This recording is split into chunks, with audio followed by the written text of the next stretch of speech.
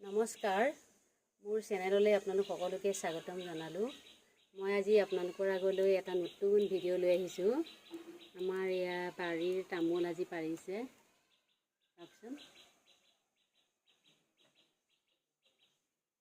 নিজৰ ঘৰৰ বাৰীৰ তামোল অলপ কেঁচা হৈ আছিলে, তাকেও পৰা হৈছে, অলপ পকা। এনেকুৱা তামোল কাৰ কাৰ ঘৰত আছে কমেণ্ট কৰি জনাবচোন। তামোলখিনি দেখি মনটো বহুত ভৰি গৈছে, ভাল লাগিছে। এইটো যিহেতু ফলেই হয়, আৰু তামোল পাণটো আমাৰ অসমীয়াৰ সমাজত এটা সংস্কৃতিতেই পৰে।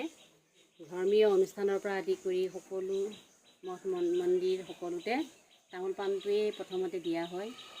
ঘৰলৈ আলহী আহিলে প্ৰথম তামোলখনেই আগবঢ়োৱা হয় অভ্যৰ্থনাত, আৰু বিয়া বাৰুৰ ক্ষেত্ৰতো এটা তামোলৰ থোক দিয়েই তেওঁ আদৰণি জনোৱা হয়। বিয়াৰ প্ৰথম গেটখনৰ মুখতে এটা তামোলৰ থোকেই থোৱা হয়। আৰু এনেকুৱা বিয়াত দৰা ঘৰত তামোলৰ থোক দিয়া নিয়ম আছে, দৰা ঘৰেও কইনা ঘৰক।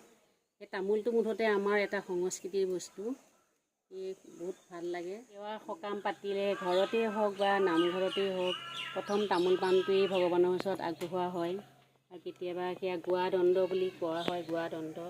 সেই গুৱা মানে হৈছে তামোল পাণ, আৰু দণ্ড মানে হৈছে অৰিহণা, সেয়া আগবঢ়োৱা হয় ভগৱানৰ ওচৰত। সকলোতে মুঠতে তামোল পাণটো লাগেই। তামোল পাণৰ অবিহনে আমাৰ অসমীয়া সংস্কৃতিটো, আমাৰ অসমীয়া জনৰ জীৱনৰ যিটো সমাজ সংস্কৃতি, এইটো নচলেই। আজি তাকেই আমাৰ ঘৰৰ তামোলখিনি পৰাৰ কাৰণে আপোনালোকক দেখুৱালোঁ। আপোনালোকে মোৰ ভিডিঅ'টো চাই কেনেকুৱা পাইছে মোক কমেণ্ট কৰি জনাবচোন।